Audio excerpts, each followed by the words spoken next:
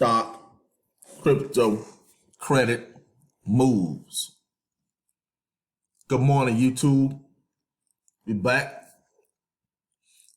In this video, I wanted to discuss how I went from a 500 credit score to an 820. First off, I think it's crazy that we live in a country where it's supposed to be the best country or one of the best countries to make money, which I agree with by and largely. We have our challenges here in America, but one thing that is good about this country is you can make money. Like, there's a lot of ways to make money. You're not limited financially. Like, you're really not limited financially. You're limited in your mind.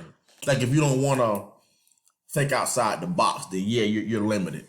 But once when you start to realize financially that you're not limited in this country, you start to think and operate differently. So when I first started at a 500 and something score,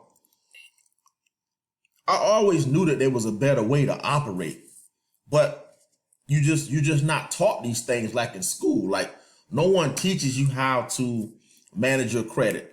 No one teaches you how to be responsible financially. So I remember in college, I would start getting credit card offers, and I would get those cards, and I would, I would activate the cards. They would send them to you straight to your college dorm. Small limits, 300, 500. And at the time, I looked at it as free money.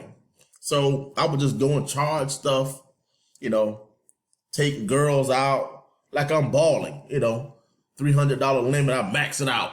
And then I don't have the means to pay it off. So yeah, so that's where my journey with credit first started. And then even those bad habits, I was doing that throughout college and even after college. So when I got about around 23, 24, that's when my journey with credit started. I remember I was actually moving from one city in Florida to the next, and I needed a signature loan or a personal loan, and I needed about $2,500. I didn't have the money. I needed to borrow it.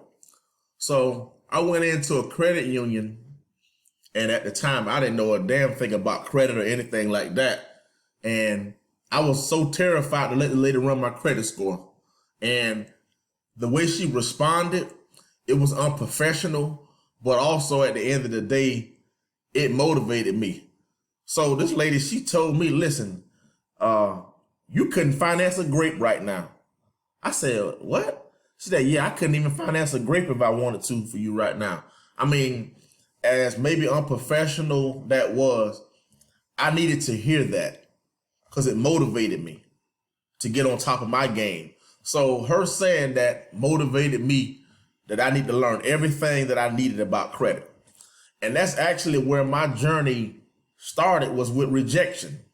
I needed $2,500 that I had to luckily my parents were members at a like a credit union, and they co-signed for me to have that loan.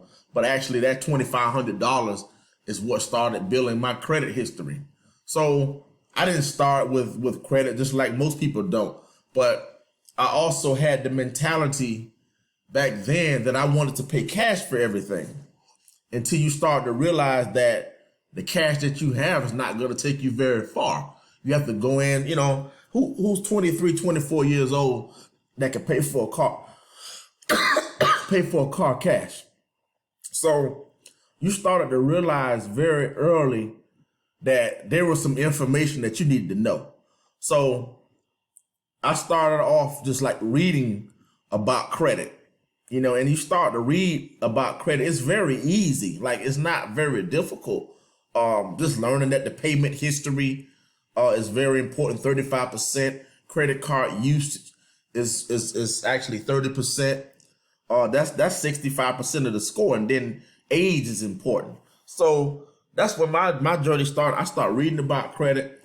I think I opened a Credit Karma then in Experian and just started to learn. But you start to realize that everything operates off of credit. And when you actually start to understand credit, you're not limited. You can have whatever you want at that point. But yeah, and then another thing that I started to realize that even like jobs, I realized certain jobs required your credit to be good. So I worked in the federal government for over 12 years. And when I first started the job, that was like in 2008, I had a period of time where I had like a 7 or 8 month unemployment. So during that time, some of my credit cards got behind. I think I might have deferred my student loans, and even I had a mortgage. I was lucky enough to actually get a house early on in my name. I bought a condo, and that got behind. So I was so far behind on all my bills. Just a lot of learning lessons, just learning how important credit is. But anyways, I went and I applied for the job with the federal government, and they told me like, hey, we want to give you this job, but we can't give you this job right now because you got all these bills that are behind. You need to set up some payments, this and that. So at first, I thought it was actually cruel that I couldn't get a job because I had bad credit. I said, well, damn, like, how am I going to fix my credit? Like, how am I going to fix it if you not going to give me a job? But believe it or not, I had to find different ways to make payment arrangements, or I had to use some of the cash that I had to pay off the debt that I owed, or at least get it current. But as I started to get older, I started to realize that, you know what, it makes sense to require an employee to have decent credit. Because if you can't manage your bills in your life, why would I want to trust you in the government around sensitive information? So as you get older, you start to realize the importance of credit. But what I knew when I knew I had to figure out credit was when it's time to start buying houses and cars. Who has $280,000 or $300,000 sitting around? So I knew that there had to be information that I didn't have access to. So it's just a matter of knowing that, hey, I got to figure out this credit game. But just learning that, hey, I don't have to pay cash for everything, or I can put down payments. It's just a whole nother language. But when you understand credit, you can just manage your life off of your credit score. So how I went from 500 to 820, the score doesn't really matter. It's my knowledge based on credit that was changed. So just by having about 7 to 10 open lines and making payments on your cars on time, you can go from a 5 to 650, 670 very easy.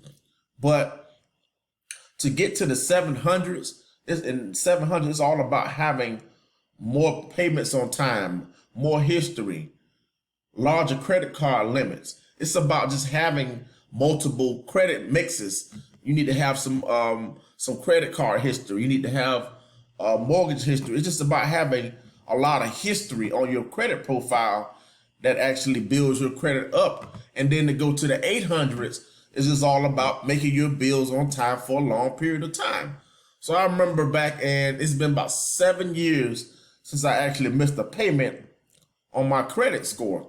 I remember it's crazy. You make all these payments on time and you miss one payment and your score just drops like 40 points. So I realized that it's just best with credit cards and most bills to just set them up on auto pay. So you don't have to worry about losing points because of missed payments. But missed payments is actually the number one thing that tears your credit score down. So going from 500 to 820, it was a journey, but it just was a journey in my education and realizing now, since I have the information on credit, you can live off of your credit. You can sell your history to others that need help with their credit. Or just by me learning credit, I have been able to start a business just off of helping other people with credit. So learning credit at an early age is very important. It's not very difficult. It doesn't take a lot of time for you to learn, but you can start a business just off of learning how to fix your own credit. And then from there, you start to leverage it into learning how to, and you teach other people how to fix their credit. So going from a 500 to an 820, it just takes time. It takes time. You have to take your time. And you have to learn a lot about credit, and you just learn from your mistakes. So that's pretty much the best thing. Just learning the ins and outs, the things that drop your score. Another thing I like to bring up in this video is just people not understanding when the information actually report to each bureau. The statement dates is very important on credit cards. And so a lot of times clients, they'll make a payment and they'll never get full credit for it because they're not making it before the statement dates each month, which keeps a lot of scores down. But it's like I said, the education going from where I started to where I'm at now, it has put me in a position where I have the option, if I wanted to live off of my credit, but it also has led the education I've learned from fixing my own. It's just led me into starting a business, showing others how to fix it. And the opportunities in that arena is abundant. So key points: always make your payments on time. Second thing, shop around for the best deals. Third thing, don't be credit thirsty. What I mean by being credit thirsty is if you start to show the lenders that you need credit in a rush, that makes them frown upon you by having a whole lot of hard inquiries at the same time. So you never want to appear to be thirsty for credit. You want to go and get credit when you don't need it. The best time to apply for anything is when you don't need it. You're shopping around. So you're gonna get better results by trying to get credit when you don't need it. So I'm gonna stop here because I'm gonna make several series to this. This is the first one, and I'll probably at least do 2 more, and I'll go even more in depth. So I'm not your financial advisor. I'm just here on YouTube to share my journey. Like, share, subscribe, comment. Until next time, get that credit score up.